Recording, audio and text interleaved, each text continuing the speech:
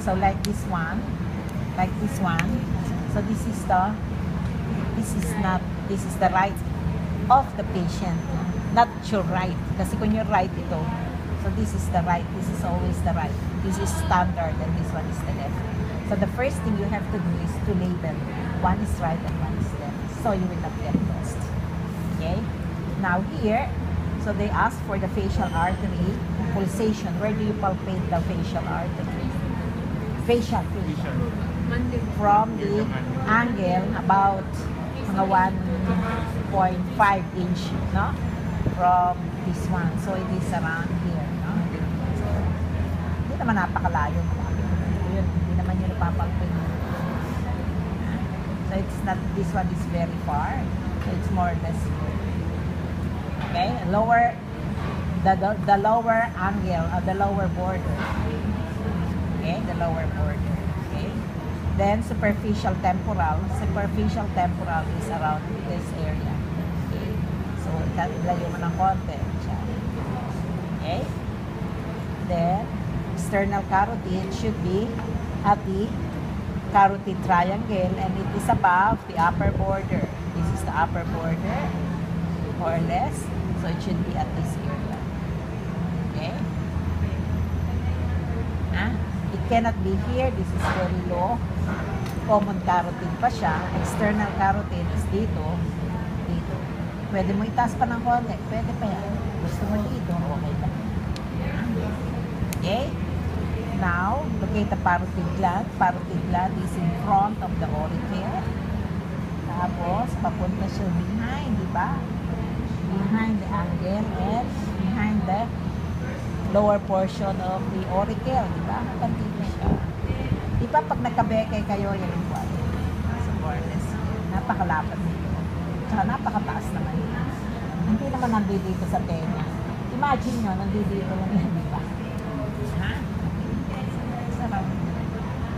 Including this one, di ba pag may beke dito? Di ba? Nakakita, nakabeke na ba kayo?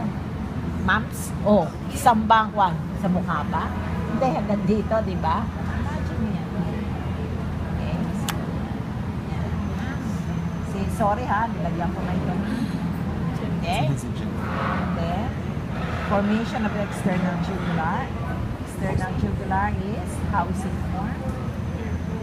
From the posterior auricular vein to the posterior division of the retromandibular and pababa. Diba? So, dapat meron ka dito para retroperitoneal, retromandibular. Ano nga ba ito? Mandibular vein. Okay? Kasi may anterior division siya, may posterior division. Meron siyang anterior division. Anterior division will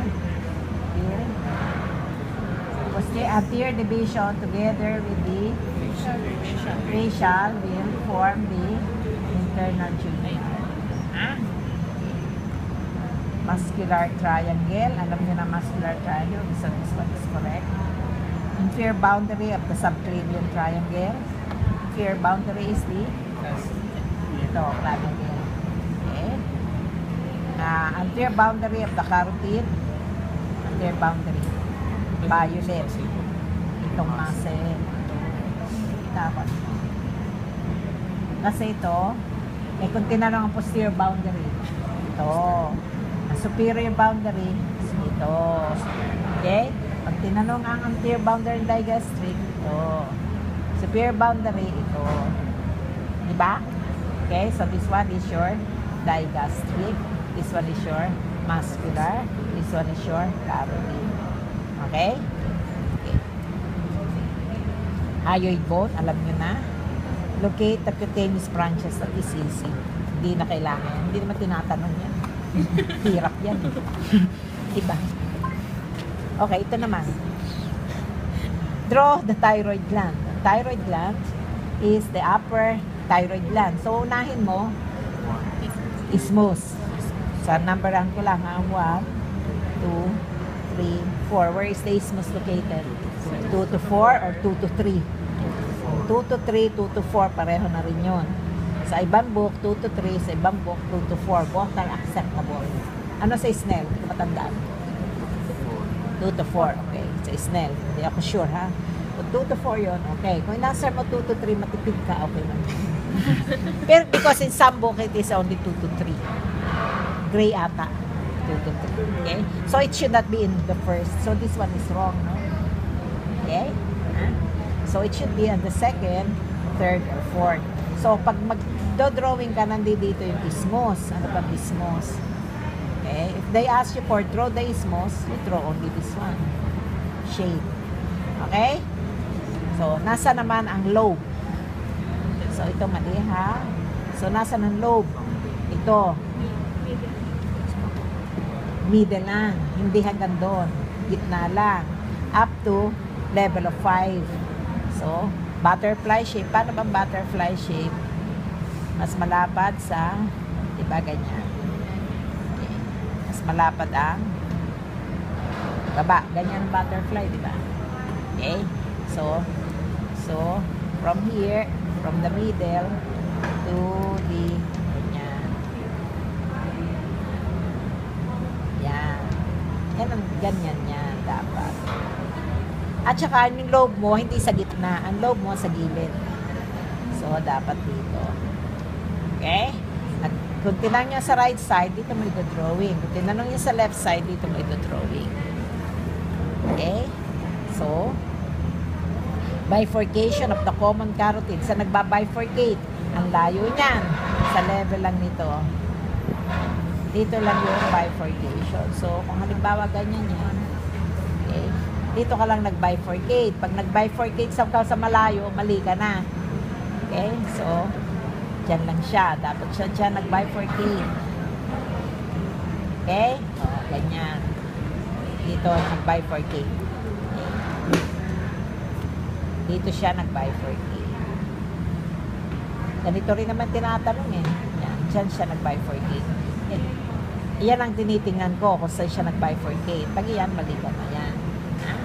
So, dyan siya nag-bifurcate. Okay? Lateral lobe. Alam na natin yan. Lateral lobe. Lateral lobe on the right. So, simula dito, mababa, dito. Sa fifth, no? Okay? This is the right lateral lobe. And this will be the left lateral lobe. Okay? Blood supply, lateral lobe. Blood supply of the thyroid gland. So, yung superior thyroid artery mo, coming from the external. So, this is the external. Dito siya nanggaling. Ha? Okay? Yung internal, ay yung inferior mo, saan nanggaling? Anong tinatanong niya? Right or left? Right? Okay? Diba? Ito yung common carotid. Ito yung subclavian. Ito yung brachiocephalic. Tapos ito, nanggaling sa arcs of the aorta. Arc of the aorta, the first branch is door. Okay? Brachiocephalic artery. Kaya ang origin ng common carotid mo on the right and on the left, magkaiba. Sa left, ito, common carotid. A common carotid, and then this one is the subclavian. So this one, the origin of your common carotid on the left will be aortic arcs. Not aorta, aortic arc. Arc, yung aorta nag-arco. It's the aortic arc. Okay? On the left, on the right, it is your brachiocephalic. Kasi the first branch will be your brachiocephalic. This is number 1. Second branch is the left common carotid. And the third branch will be your left subclavian artery. Okay? So this one is left common carotid, left subclavian artery. Common carotid artery, subclavian artery, brachiocephalic artery, or trunk. Brachiocephalic trunk, your brachiocephalic trunk will give rise to your right subclavian artery and your right common carotid artery. Okay? Now, ito sa tinatanong sa right, subclavian siya, nanggaling ang inferior. Anong part ng subclavian artery? Yung first part, meron tinatawag ang thyrocervical trunk. In thyrocervical trunk, one branch will give rise to your inferior lobe. Kasi may isa pa siya. Branch.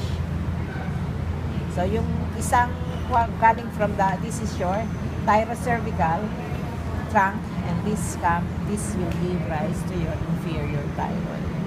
So, pag tinanong ka, origin of the blood supply of the thyroid gland.